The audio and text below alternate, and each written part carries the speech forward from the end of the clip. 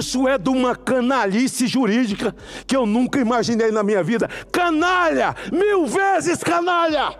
Esse consórcio malvado, consórcio perverso, que hoje governa esse país. Não basta a barbaridade de Jair Bolsonaro, que não cometeu um crime sequer, nunca violou a Constituição, está em casa. Eles acharam que calado Bolsonaro calado fala mais alto do que eles todos juntos. Eu tenho comigo aqui uma fala de Alexandre de Moraes, na abertura dos trabalhos lá em São Paulo, acho que do TCU, do Tribunal de Contas, lá do Estado de São Paulo, em que ele fala que, uma fala até muito branda, falando baixo, educadamente. Eu acho que ele deixou de ser bom, para mim ele é Alexandre o Pequeno, nunca foi o grande, mas Alexandre, assim, com a voz altiva, coisa de ditador, coisa de quem não tem qualquer compromisso com a vida, nem com valores, nem com princípios e que comete striptease jurídico em praça pública. Mas ele falou com a vozinha caidinha, assim, eu acho que ele já se achou Alexandre o Maravilhoso. Mas agora ele é Alexandre o Magnífico. Então ele baixou um pouco a bola, o anão baixou a bola. E aí ele falando no Supremo, senador Laércio, Vossa Excelência, que foi a 41ª assinatura para o impeachment desse ditador, para que essa casa se faça respeitar. Ele diz que a Corte tem cumprido o seu papel constitucional, que a Corte, na verdade, não tem cometido atrocidade e que a Corte, ela tem trabalhado no seu coletivo. Ele falou que a Corte decide sempre coletivamente. E é preciso, porque está na Constituição. Ele falou, senadora Damares, coletivamente, umas 5 vezes. Eu entendi a mensagem. A mensagem que ele estava dando era para os outros ministros. Se eu cair, vocês vão comigo. Aliás, ele só está em pé, só soprar porque está perto. Vocês vão comigo, é coletivo. Ele só foi o Louro José. Ele só falou. Ele só verbalizou. Ele só fez ouvir o que a Corte pensa.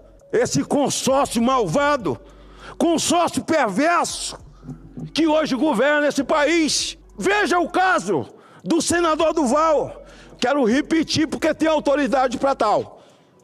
Não é meu amigo, é do meu estado, não tem intimidade, nunca tomei um café com ele, nunca conversei 5 minutos com ele. Politicamente está de um outro lado, mas veja bem, ele não foi nomeado por nenhum senador.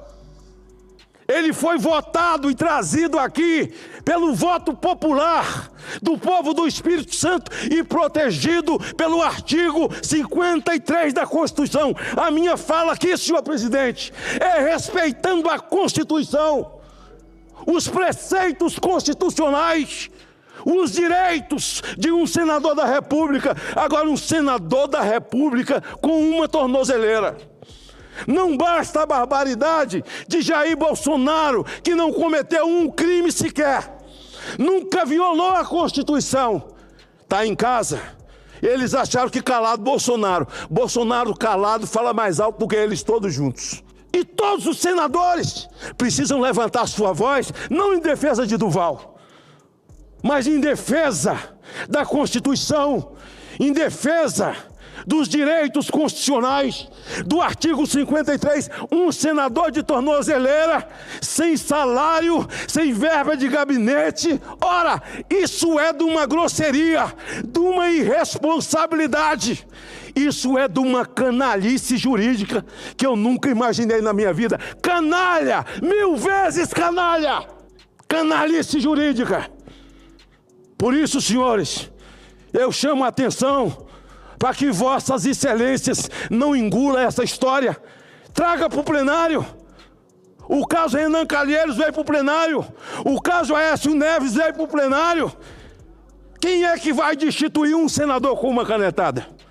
Fica aqui o meu protesto. Quero dizer aos senhores, nesses 4 minutos e meio que me faltam, que em 2006, senador Laércio, eu comecei a CPI da pedofilia, senador Girão. 2007, senador Cleitinho. 2008, senador Jaime, até 2010. CPI da pedofilia.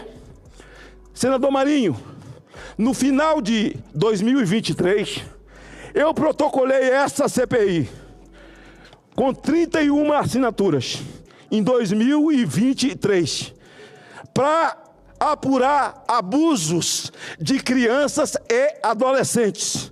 Porque criança é uma coisa, adolescente é outra. Preste atenção, depois da denúncia do Falca, que colocou o braço e a mão dentro de um vespeiro, porque eu sofri mais ameaça de morte na CPI da pedofilia, senador, do que na CPI do narcotráfico, senador Cleitinho. Porque eles movimentavam 3 bilhões de dólares por ano no Brasil. Senhores, o Brasil é o maior consumidor de pedofilia na internet. O Brasil é o número 1. E pedofilia não se consome com dinheiro e nem com duplicata. Se consome com cartão de crédito. E nós assinamos um PAD com as operadoras de cartão de crédito no Brasil, um termo de ajuste de conduta, senador Marinho, para que elas criassem mecanismos para impedir o pagamento da compra de material pornográfico. E o material pornográfico, ele é muito específico. Tem um tipo de pedófilo desgraçado que só interessa a ele, por exemplo, imagens de crianças doentes. Outros, imagens de criança com Down. Quando eu prendi o juiz Branquinho, lá de Tefé, esse desgraçado tinha 440 mil imagens de crianças ribeirinhas, crianças doentes, que era a tara desse demônio desgraçado, que era um juiz, e fazia isso dentro do próprio fórum, dentro da própria vara. Ora, a lei foi criada, nós criamos um termo de ajuste de conduta, senador Jaime, com os operadores de telefonia. Em caso de risco de vida de uma criança, dá a quebra do sigilo em 2 dias e em caso de abuso, em 2 horas. Existe o termo de ajuste de conduta assinado. Veja o que resultou daquela CPI. Vou ler. Tipificação penal mais rigorosa para crimes virtuais entre menores. Veja que o que o Falca está denunciando, nós criamos na CPI em 2008. Tipificação penal mais rigorosa para crimes virtuais entre menores.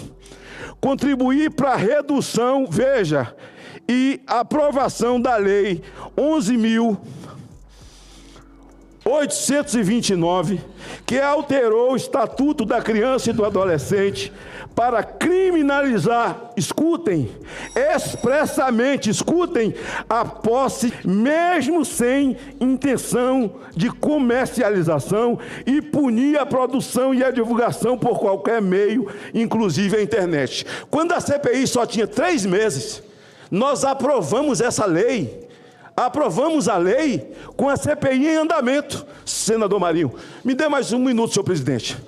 Em segundo lugar, aprovação da lei, ampliação do alcance da lei 11.824, criação de mecanismos de investigação mais ágeis, cooperação com empresas de internet para retirada imediata de conteúdo ilegal e fornecimento de dados de usuários para investigação, reforço à responsabilidade de provedores, obrigação de manter registros e colaborar com autoridades em caso de abuso infantil.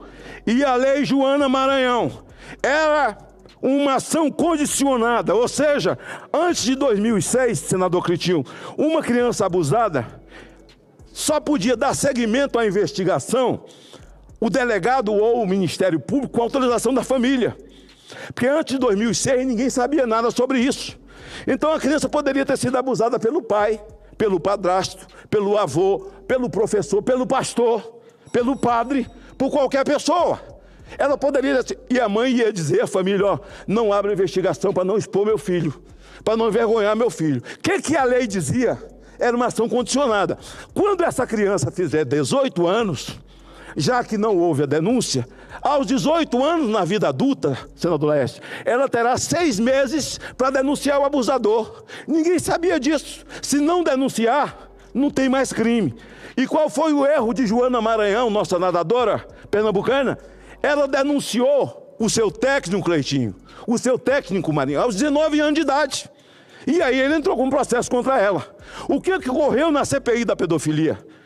Criamos a Lei Joana Maranhão, que deixou de ser uma ação condicionada e virar uma ação pública e imprescritível. Por isso que a Xuxa, aos 49 anos de idade, deu uma entrevista dizendo que foi abusada na infância pelo namorado da avó, mas já foi desse senador aqui, que ela já processou 2 vezes. Perdeu os 2 processos, mas não tem problema nenhum. Mas já ancorada aqui, e digo, senhor presidente Laércio, quem está nos ouvindo, que já foi abusado, que está sendo abusada, seu abusador está vivo, seja você um jovem hoje, uma mulher, denuncie ele, porque você está amparada pela Lei Joana Maranhão. Então veja que o que estão falando hoje está pronto. Foi feito na CPI da pedofilia. Agora, senador Jaime, senadora Damares, parabéns por ter recorrido rapidamente. São assuntos conexos, tanto a minha CPI, que é de 2023, quanto essa de agora, que elas poderão se juntar. E eu quero trabalhar porque conheço o assunto. Conheço com profundidade o assunto. Quando eles tocam na Ilha do Marajó, tentando desmentir a senadora Damares, senador Duval, eu bato no peito porque eu conheço. Eu que fui para lá 3 vezes, prendi o irmão da governadora Ana Júlia, do PT, prendi um médico deputado estadual que tem 5 hospitais em Belém, abusador de crianças ribeirinhas, eu prendi dentro da Assembleia Legislativa. Então esse assunto não pode ficar debaixo da gaveta, como ficou ao ponto de uma denúncia do Falca mexer com todo o país, quando nós já fizemos, avançamos, e preciso avançar muito mais, porque a criança, senhores, nós crescemos ouvindo de que criança é o futuro do Brasil. Criança nunca foi futuro do Brasil e não será. Criança é o presente, ou se cuida do presente, ou não teremos futuro. Mas eles estão preocupados com criança, o governo está mandando um projeto para cá, mas a intenção deles é calar as plataformas. É nos calar usando um fato. E nós não vamos permitir. Porque esse fato, a lei já existe, governo. Pegue o Ministério Público, senhor Guné, e faça valer o que está escrito e os termos de ajuste de conduta assinado com a presença do Ministério Público Federal. Eles querem mandar um projeto agora. Nossa, nós vamos correr, o Falca fez uma denúncia. Vocês precisam tomar tenência em cuidar da vida do Falco, porque ele corre risco. Ele corre risco. Eu não fiz um ofício hoje na Comissão de Segurança Pública, senador Jaime, senador Girão, porque eu não sei como o Falco vai reagir, porque eu não tenho intimidade com ele, né? Eu não sei se ele quer segurança ou não quer mais que ele precisa. Eu vou avisar para ele. Ele mexeu com um vespeiro pior do que o narcotráfico, ao mostrar tão somente um perfil, porque na verdade isso é uma grande organização.